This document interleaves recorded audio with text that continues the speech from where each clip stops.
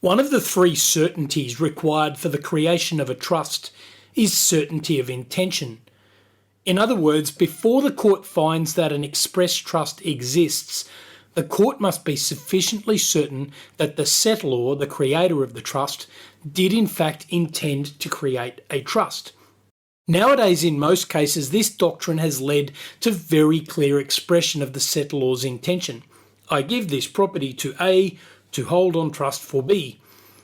But sometimes social courtesy involves the use of what is called precatory language, where a speaker intends to give a command, but they do so using language which is polite and which, in its own terms, is less than imperative. Lord Justice Lindley said, "Not only in wills but in daily life, an expression may be imperative in its real meaning, although couched in language which is not imperative in form. A request is often a polite form of command." When precatory language is used, there can be great confusion. Does the language express a request, or does the language politely express a command? This case was a great example.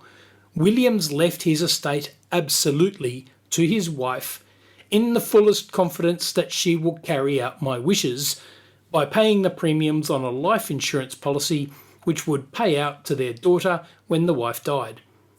The court had to determine whether she was under an obligation.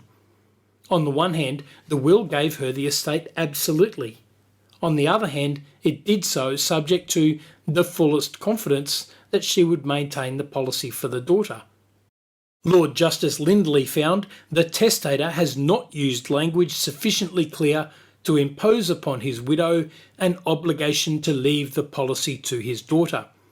I believe, further, that he refrained from using language imperative in its terms, such as upon trust or upon condition, and that he has used the language which he did because he really intended to trust the widow's discretion.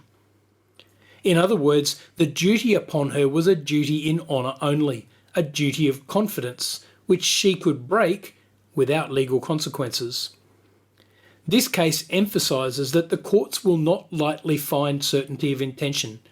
When establishing a trust, a settlor or a lawyer should not use pretty or polite words, but instead should be clear, unambiguous, and imperative.